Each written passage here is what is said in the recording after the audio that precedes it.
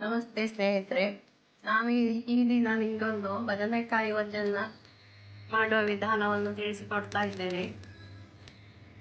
ಮೊದಲಿಗೆ ನಾನೆರಡು ಚಿಕ್ಕ ಬದನೆಕಾಯಿಯನ್ನು ತಗೊಂಡಿದ್ದೇನೆ. ನಿಮಗೆ ಎಷ್ಟು ಅಗತ್ಯ ಉಂಟೋ ಅಷ್ಟೇ. 2 ಜನ ಇದ್ದರೆ 2 ಬದನೆಕಾಯಿ ಸಾಕು. ಇತ್ತ ಚಿಕ್ಕದಾದ್ರು.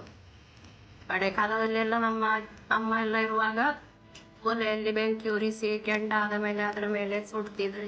ಈ ರೀತಿಯಾಗಿ. ಈಗೆಲ್ಲ ಗ್ಯಾಸಿಗೆ ನಾವು ಡಿಪೆಂಡ್ ಆಗಿದ್ದೇವೆ. ಆದ ಕಾರಣ ಇದರಲ್ಲಿ ಹೀಗೆ ಮೆಲ್ಲಗೆ ಇಟ್ಟು ಮೆಲ್ಲಗೆ ತಿರುಗಿಸಿಕೊಂಡು ಬೇಯಿಸಿ ಅನಂತರ ಅದರ ಒಂದು ತಟ್ಟೆಯಲ್ಲಿ ಚೂರು ತಣ್ಣೀರು ಹಾಕಿ 2 ನಿಮಿಷ ಬಿಡಬೇಕು.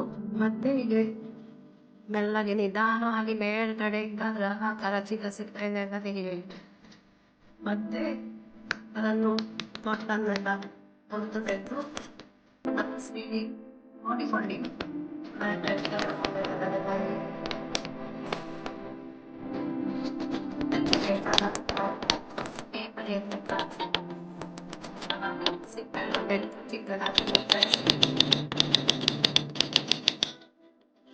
ಒಂದು ಹಸಿಮೆಣಸನ್ನು ಅದರೊಂದಿಗೆ ಸೇರಿಸಿಕೊಳ್ಳಿ.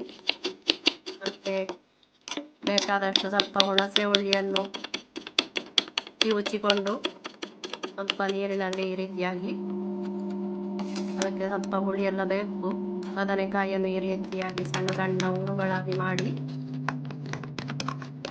ಈ ಸ್ವಲ್ಪ ಮೆಣಸಿನೊಂದಿಗೆ ಕಲ್ಲುಪ್ಪನ್ನು ಸೇರಿಸಿಕೊಂಡು ಜಜ್ಜಿ ಈ ಹುಳಿ ನೀರಿನೊಂದಿಗೆ ಬದನೆಕಾಯಿಯನ್ನು ಮೆಣಸನ್ನು ಈರುಳ್ಳಿಯನ್ನೆಲ್ಲ ಸೇರಿಸಿಕೊಂಡು ರುಚಿಗೆ ತಕ್ಕಷ್ಟು ಒಂದು ಸಣ್ಣ ಬೆಲ್ಲದ ತುಂಡನ್ನು ಸೇರಿಸಿಕೊಂಡು ಈ ರೀತಿಯಾಗಿ ಮಾಡಿ ಇಡಿ.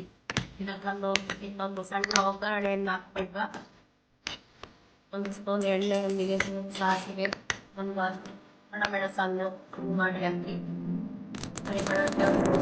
ಕರಿಬೇವೆಲ್ಲ ಮತ್ತೆ ಮೊದಲಿಗೆ ಈಗ ಅದನ್ನು ಸಿಹಿಗಟ್ಟಿಯೊಂದಿಗೆ ಗೊಜ್ಜನ್ನು ಸೇರಿಸಿಕೊಂಡ ಮಾಡಿ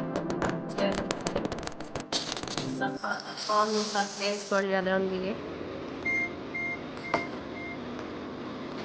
ಹಾಗೂ ನಿಮಗೆ ಈ ಗೊಜ್ಜು ನೀವು ಮಾಡಿ ನೋಡಿ. ಹಾಗೂ ನನ್ನ ಈ ಪೇಜನ್ನು ಲೈಕ್ ಮಾಡಿ, ಫಾಲೋ ಮಾಡಿ, ಶೇರ್ ಮಾಡಿ.